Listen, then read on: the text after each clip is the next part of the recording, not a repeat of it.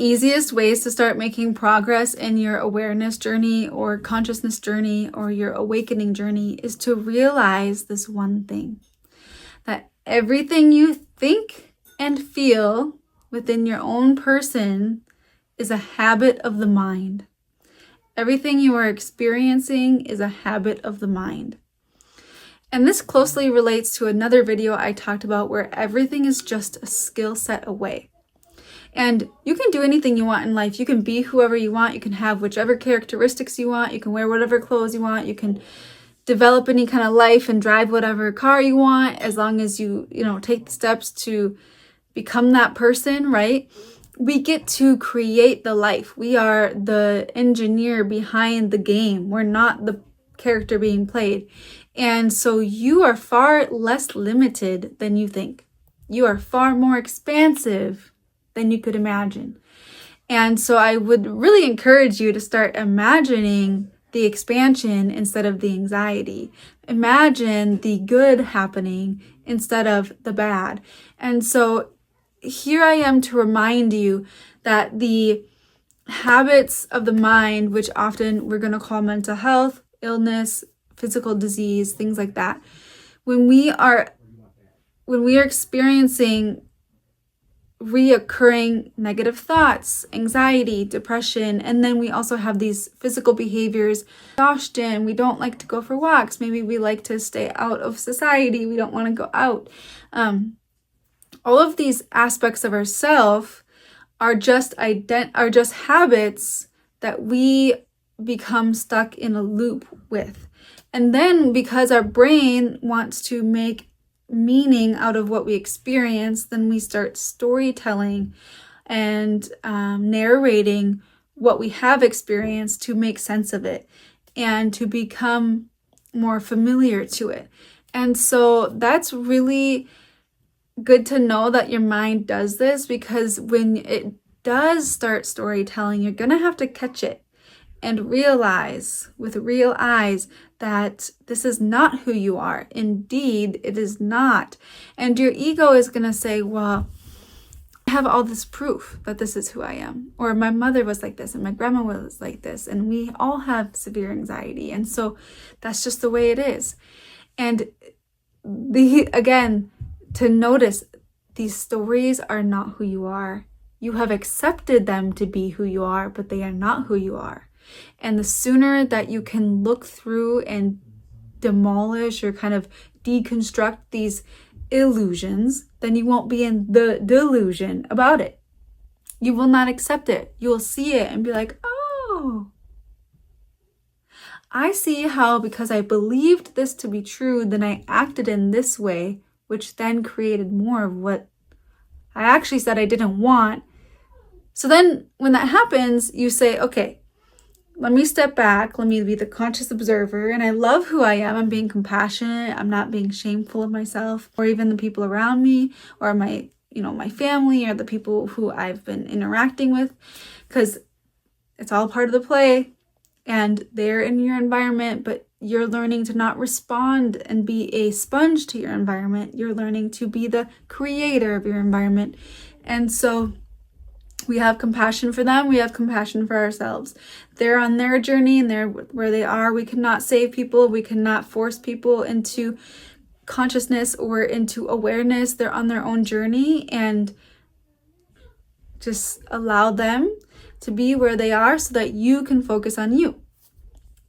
And when we focus on ourselves and we drop into our being and we're oriented to who we are in our innermost being and we stop running from ourselves, then what happens is we start to access the divine and the most divine that is already connected to all of the consciousness that we are in the universe, and not just this limited meat suit, as some people call it.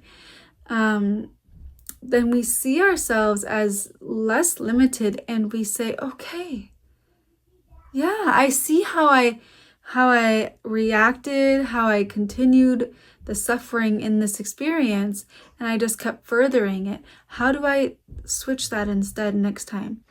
What would I have to do next time if I believed that I'm not an anxious person? What would a non-anxious person do?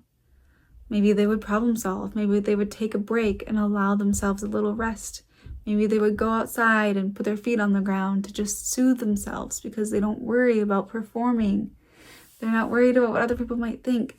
And so maybe they would take that time and do some of these coping skills, right? But these are natural ways to bring ourselves back into our body. And let me tell you something about anxiety, because I'm bringing that up in this video a lot, I guess, as the example. But anxiety often is we're not paying attention to something. And so our body is like, like getting you hyped up so that you pay attention to whatever it is that your body is trying to connect to you as a problem in your environment or wherever you are. And so remember, symptoms they're not a problem. They're actually a great asset, and they're here to help you understand yourself as long as you're listening to them. So we're not suppressing, we're not avoiding these friends of ours, which are the messengers of our body. And it's just a habit, again, of the body or the mind to go into a freeze, fawn, fight, flight, whatever response, and or to behave and act or just say certain things to maybe like minimize the tension in the room and then silence ourselves. Like but then maybe your heart starts pounding and the anxiety starts amping up. And instead of taking the Ambien, can you just like say, hey, I actually am really uncomfortable right now, and see what happens.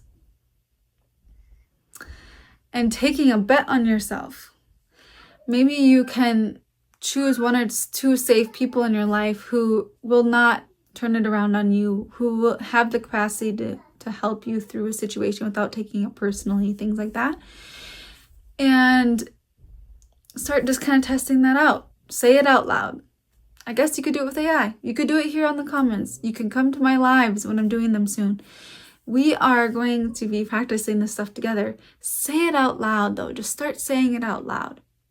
You know, there's this empty chair technique where it's like you imagine the person there that you needed to say something to, and you just start saying it. And as your voice just starts in your body, and you're going to start releasing all of this pent up experience. And then you're going to feel better because you're letting out this, you're no longer suppressing and stuffing. Because when another experience of mental health really is a lack of flow. It's a lack of expression, a lack of flow within the psyche, with the mind. And so that's just a really, another way to look at it is that there's a natural flow to the universe, to nature, and to ourselves, because we are natural as well. We are part of the natural order of life here. And when we properly treat ourselves as the animals really that we are innately connected and energetic beings first and foremost, then we learn that everything we're experiencing is just energy. If we let go of the stories that we were telling ourselves about what we're experiencing. And that really allows us to open up more beyond what we think is happening. Psychology, we call this confirmation bias. You're going to perceive and see the things around you that will confirm what you already believe. And that's because, you know, our brain likes to be efficient and categorize things, and also likes familiarity because it seems like that's less of a threat. Again, we need to update our identity. We need to believe that we can be different. We allow ourselves to be held and resourced in those transition periods so that we can evolve as a human being. I have made a whole 127-page guide on this. Be sure to grab the link below. It's for I don't know what dinner would cost you, so that you can really start taking this journey inward. It really is great to start asking yourself these questions. I call it questing, as you're delving into these answers for yourself. So I'm just going to close my eyes quick and see if there's anything that I could channel or it needs to come through just directly from source on this topic of your mind being habitual So let's flip the script on understanding the self as if it is the body. Really, the body is just a mechanism for understanding or for taking in data from the environment. And so when you see something, the body translates it. It does not make it true, because then your perception will translate it, will translate the data or the information that's being received. And so, as Maeve was saying, it's really important to catch the patterns of your own perception and your own belief systems, and then compare it to truth and your eternal self by knowing and understanding where you are on your own evolutionary path.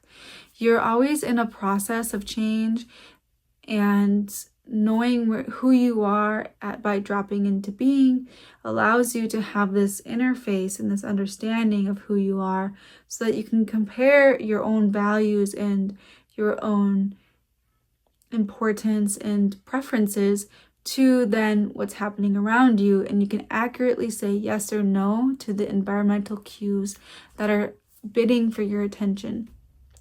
And because there's no good or bad, and there's only perception, and there's only moving closer towards or moving farther away from certain things, whether or not you feel pulled or declined to engage with something, that's your own inner blueprint guiding you. And when you're aligned with who you are and not acting out of habitual thought, then this instruction comes through more clearly from the divine, from your own resource, your inner source, to guide you on this journey that you came here to do. Remember, there's always something that you came here to do. You're on a mission, and you were trained for this mission. And the sooner that people on this planet can clear out these distortions, then you are able to more easily and joyfully live out the expression that you came here to live. Okay. So tell me in the comments below, what do you believe that you came here to live? Like, do you have an inkling about what that is? And I'll start there, so I'll be sure to put my comments down there as well. I'll see you guys soon.